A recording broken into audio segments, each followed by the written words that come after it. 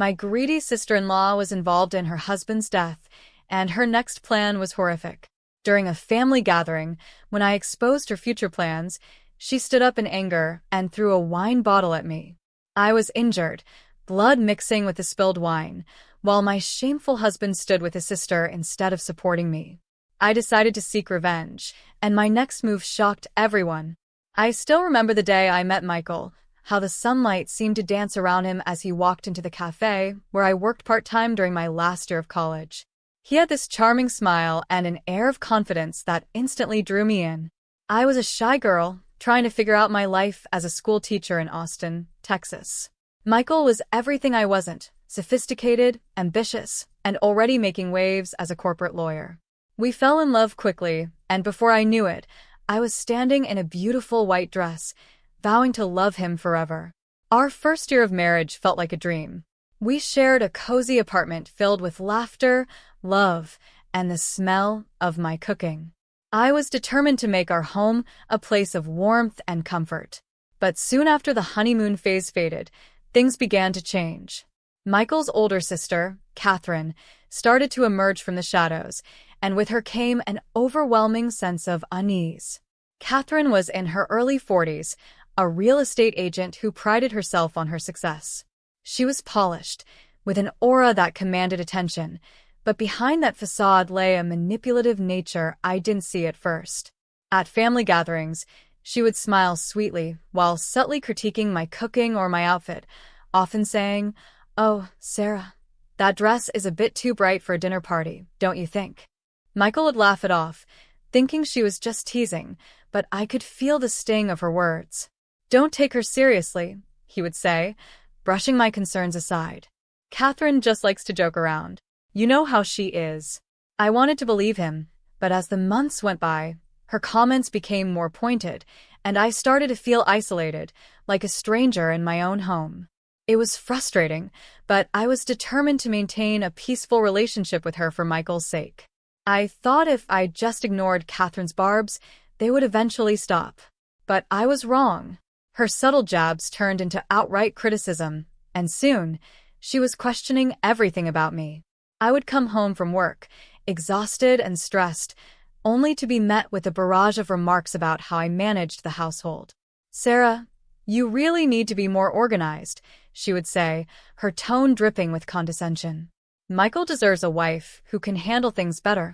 Michael would often roll his eyes, telling me that Catherine was just trying to help, but with every comment, my confidence eroded a little more. Then came the day everything changed. I was cleaning out Michael's office, trying to organize the chaos of papers that had piled up since our wedding. As I flipped through the files, I found a stack of documents that didn't belong there, legal papers, and to my shock, some of them looked official. At first, I thought they were just old documents Michael had forgotten to throw away. But as I read through them, my heart sank. They were forged legal documents. Catherine had been signing Michael's name to authorize financial transfers and sell off family assets without his knowledge. My hands trembled as I pieced together the evidence. She had been siphoning off money from their inheritance, all under the guise of handling family affairs. This was no mere sibling rivalry. This was serious deception. I was overwhelmed, and my mind raced with the implications. How could Michael not see this? How could he trust someone so manipulative? I knew I had to confront him, but I dreaded the fallout. That weekend, we hosted a family gathering at our apartment. Friends and relatives filled the space with laughter and chatter, but I felt a knot in my stomach as I prepared for the confrontation.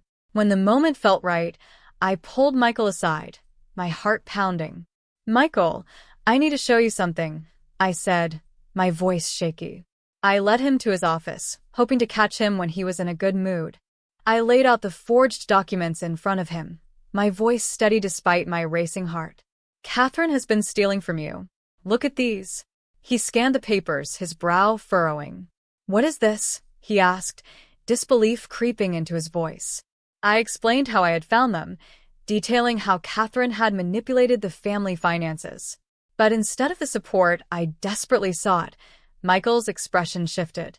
"Sarah, you're just trying to cause drama. You know Catherine has always managed the finances. She's helping us. His voice grew louder, and the chatter of the gathering faded into a muffled backdrop. I felt a wave of frustration wash over me. She's not helping. She's lying and stealing from you. At that moment, Catherine entered the room, her keen sense for drama alerting her to our escalating voices. She took one look at the documents and immediately put on an act. "Oh, Sarah, how could you accuse me of such things?"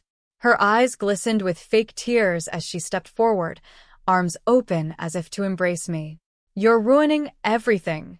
The tension in the air thickened, and I felt like I was suffocating. Michael turned to his sister, his protective instincts flaring up. "Sarah, you're humiliating us in front of everyone," he said, his voice hardening. "Michael, you have to see," I began, but before I could finish, Catherine lunged forward.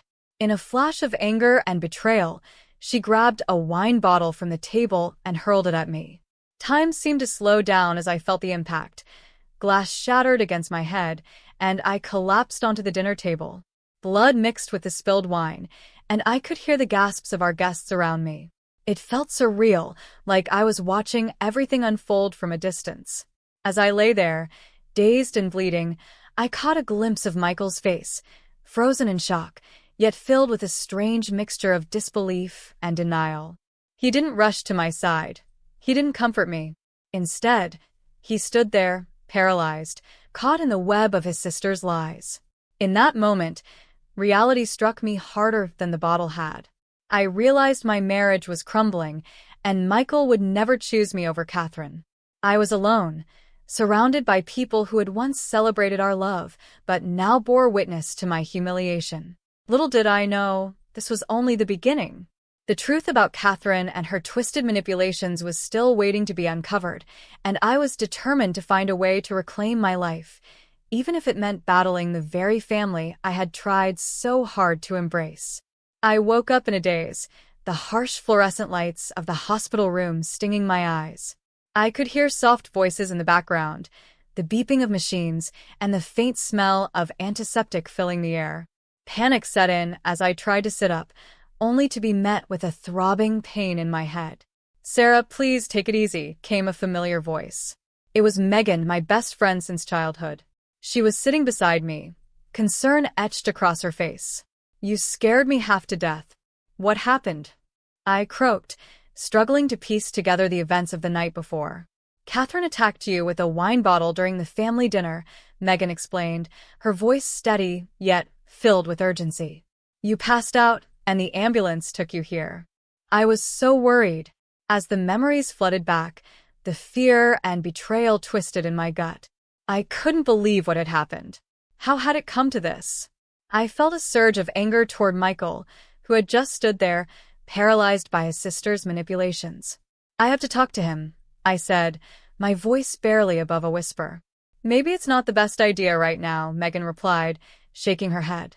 "You need to focus on healing." But I couldn't shake the feeling of urgency. I needed answers.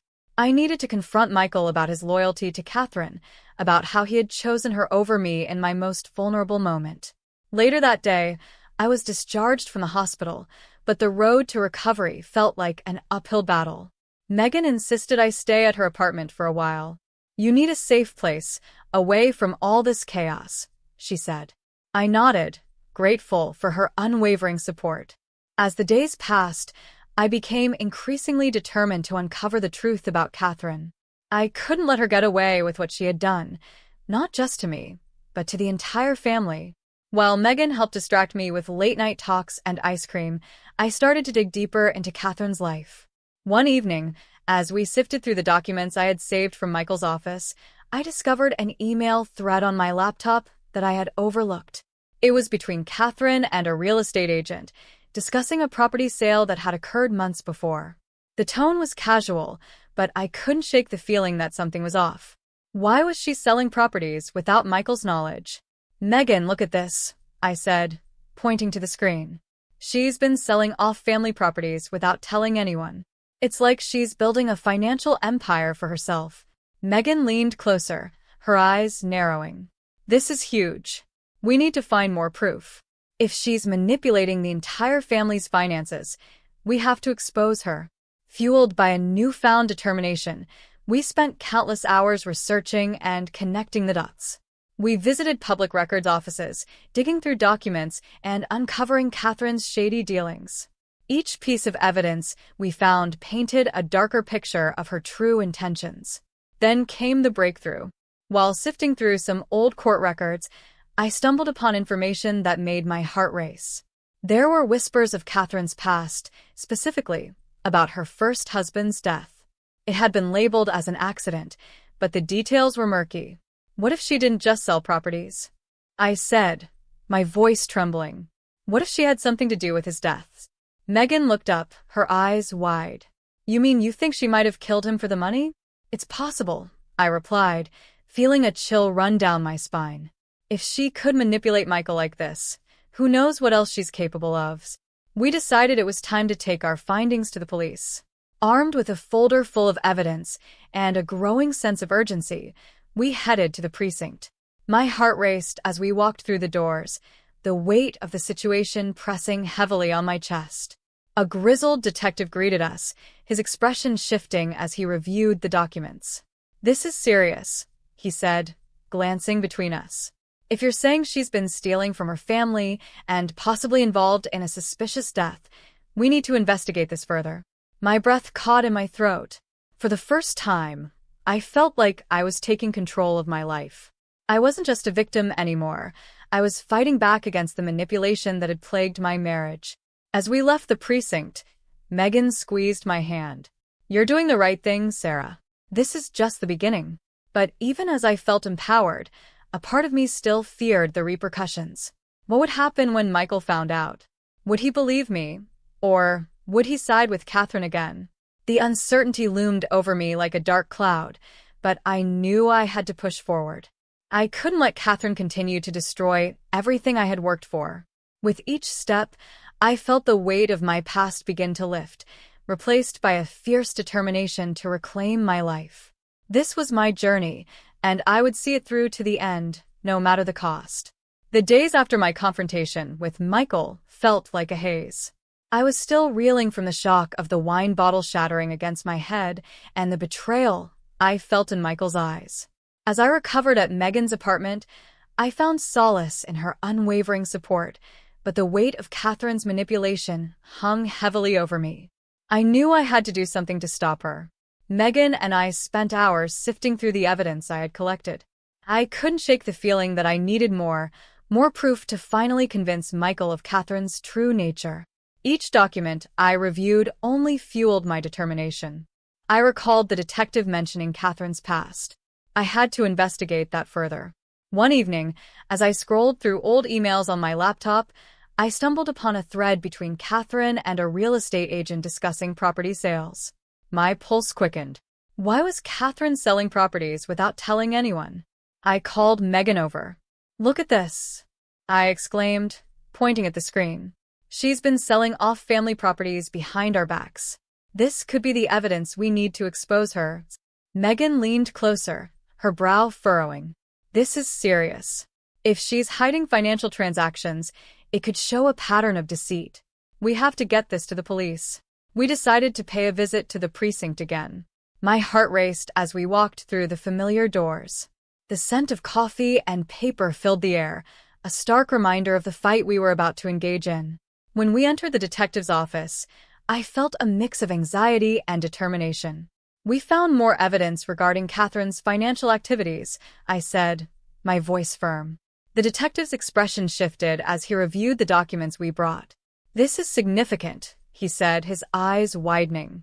If Catherine has been embezzling funds, we need to investigate this further. Also, I want to look into her past, I added, feeling the urgency rise within me. There might be more to her husband's death than what's been reported. Her husband's death? The detective echoed, intrigued. What do you mean? I explained what I had discovered about Catherine's first husband, Greg, and the suspicious circumstances surrounding his death.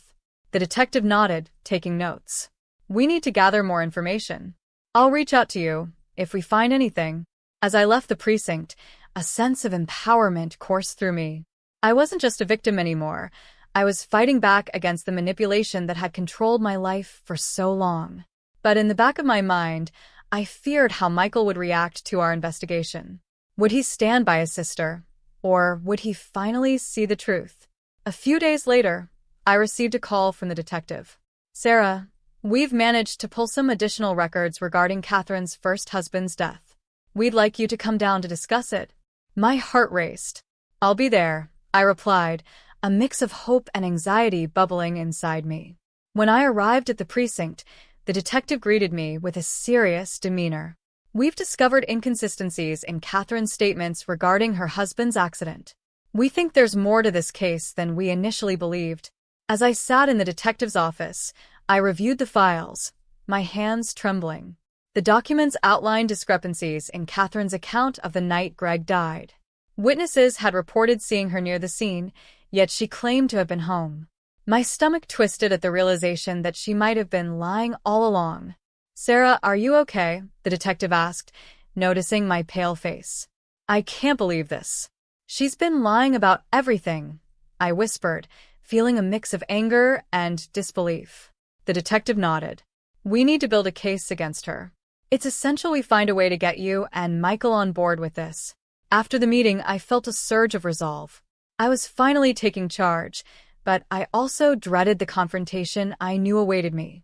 Would Michael believe me, or would he remain loyal to Catherine? That evening, I decided to reach out to him. "Michael, I found something significant about Catherine. We need to talk." His voice was hesitant when he replied, "I've been thinking about everything. Can we meet tomorrow?" The next day, my heart raced as I waited for him to arrive. When he walked in, his expression was serious. "I've been hearing a lot of things, Sarah," he said cautiously. "I know. I found evidence about Catherine's past.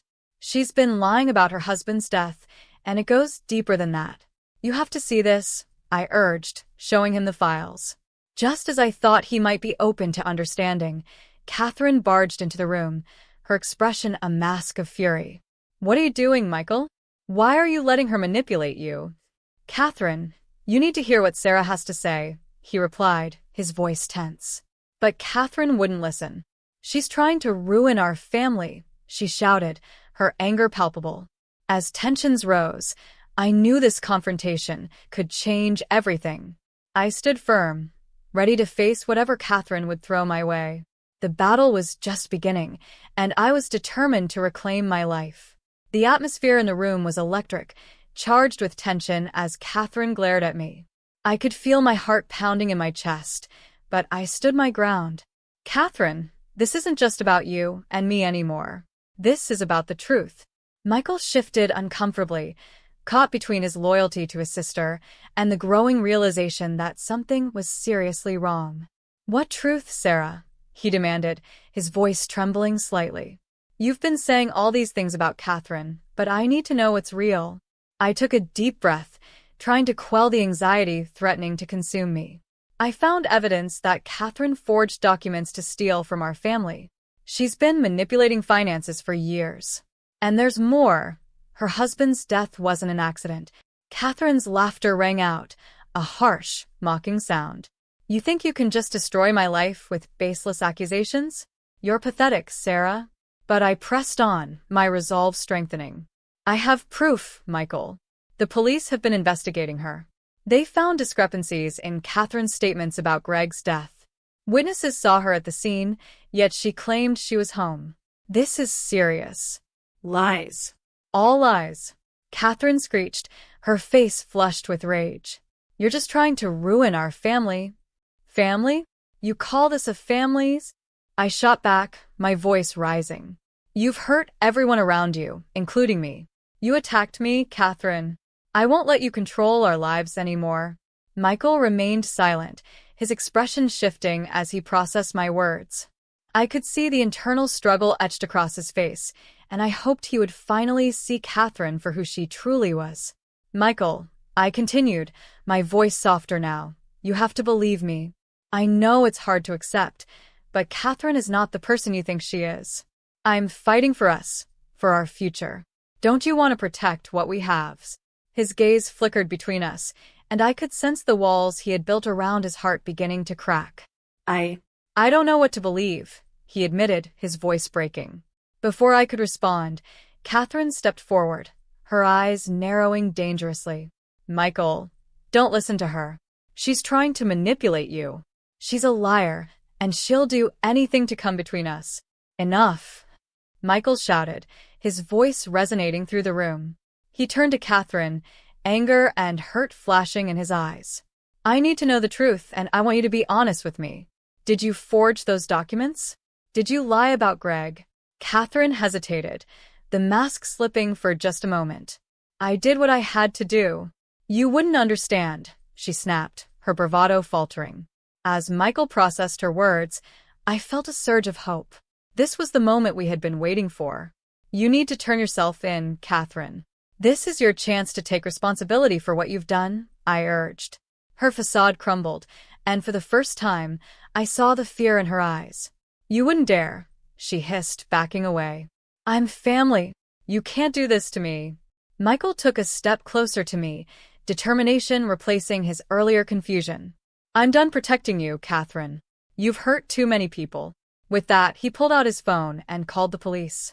I held my breath as he explained the situation, watching as Catherine's face drained of color.